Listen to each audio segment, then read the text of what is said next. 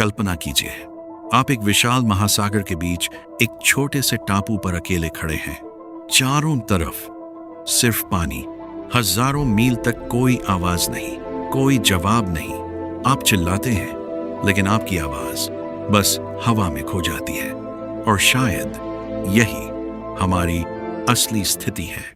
हम पृथ्वी पर नहीं, बल्कि ब्रह्मांड के एक अनंत अंधे महासागर में एक छोटे से नीले टापू पर खड़े हैं। पिछले 60 सालों से हमने अंतरिक्ष में सिग्नल भेजे हैं। बड़े बड़े टेलीस्कोप आकाश की गहराइयों में झांकते रहे हैं, लेकिन जवाब में क्या मिला? बस एक डरावना सन्नाटा। आज के इस 10 मिनट के सफर में हम उस रहस्य की गहराई में उतरेंगे जिसे विज्ञान भी पूरी तरह समझ नहीं पाया है। क्या एलियंस वाकई मौजूद हैं? क्या वे कहीं हमारे बीच ही हैं? और अगर वे कभी हमसे मिले तो क्या इंसानियत बच पाएगी? 1950 में एक वैज्ञानिक थे, एनरिको फर्मी। उन्होंने एक साधारण लेकिन डरावना सवाल पूछा। सब कहाँ हैं? अगर हमारी आकाशगंगा में 200 अरब तारे हैं और उनमें से सिर्फ आधे के पास भी ग्रह हों, तो सांख्यिकी के हिसाब से अब तक हजारों सभ्यताएं होनी चाहिए थी। लेकिन सच्चाई ये है, हमें आज तक एक भी पक्का सबूत नहीं मिला। इसी विरोधाभास को कहते हैं फर्मी पैराडॉक्स। तो सवाल उठता है, क्या हम ब्रह्मांड के पहले बुद्धिमान जीव हैं, या फिर हम आखिरी बचे हुए हैं? 15 अगस्त 1977 ओहायो का बिग ईयर रेडियो टेलीस्कोप। अचानक एक सिग्नल आता है जो पूरे 72 सेकंड तक चलता है। इतना मजबूत, इतना सटीक कि वैज्ञानिक जेरी अहमन ने प्रिंट आउट पर बस लिख दिया, वाओ, वह सिग्नल सैजिटेरियस तारामंडल से आया था और फिर कभी वापस नहीं आया। क्या वह किसी दूर सभ्यता का संदेश था, या फिर किसी ने हमें देखा और तुरंत खुद को छुपा लिया? वैज्ञानिकों की एक थ्योरी है, दी ग्रेट फिल्टर। यह कहती है कि जीवन का विकास कहीं न कहीं आकर रुक जाता है, जैसे कोई अदृश्य दीवार सामने आ जाती है। शायद हर सभ्यता अपने ही हाथों से खुद को खत्म कर देती है। परमाणु युद्ध, जलवायु परिवर्तन या फिर आर्टिफिशियल इंटेलिजेंस।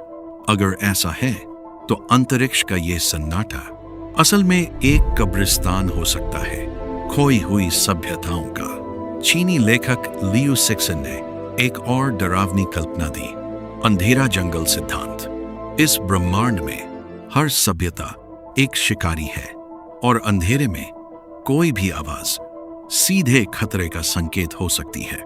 इसलिए सब चुप हैं, छुपे हुए हैं, और शायद हम अपनी रेडियो तरंगों से अपनी मौजूदगी खुद ही उजागर कर रहे हैं। अब बात करते हैं आज की दुनिया की। 2021 में अमेरिकी रक्षा विभाग ने माना कि उनके पास ऐसी वीडियो हैं जिन्हें वे समझा नहीं पा रहे। टिक टैक जैसी वस्तुएं जो हवा में ऐसी हरकतें करती हैं जो हमारी तकनीक के लिए असंभव है। क्या वे हमें देख रहे हैं, जैसे हम किसी चिड़ियाघर में किसी और प्रजाति को देखते हैं? अब जेम्स वेब टेलीस्कोप दूर दूर के ग्रहों के वातावरण को पढ़ रहा है।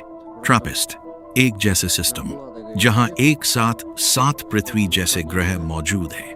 शायद एक दिन हम सुबह उठें और खबर मिले, हमें जीवन मिल गया है। लेकिन वह जीवन कैसा होगा? क्या वे हमारे जैसे होंगे, या फिर कुछ ऐसा जो हमारी कल्पना से भी परे है? अब इस सफर की शुरुआत हमने एक सवाल से की थी, क्या हम अकेले हैं? और अंत में हमें एक डरावना और सुंदर सच मिलता है, अगर हम अकेले हैं तो हम इस ब्रह्मांड में एकमात्र चेतना है, और अगर हम अकेले नहीं हैं तो हमें अपनी सीमाएं और नफरत भूलकर एक होना होगा। क्योंकि जब हम आसमान की ओर देखेंगे तो हम हिंदुस्तानी, पाकिस्तानी या अमेरिकी नहीं होंगे। हम सिर्फ एक चीज होंगे, इंसान। सत्य कहीं बाहर है, या शायद हमारे बहुत करीब, बस हम उसे देख नहीं पा रहे। और याद रखिए, वे करीब हैं।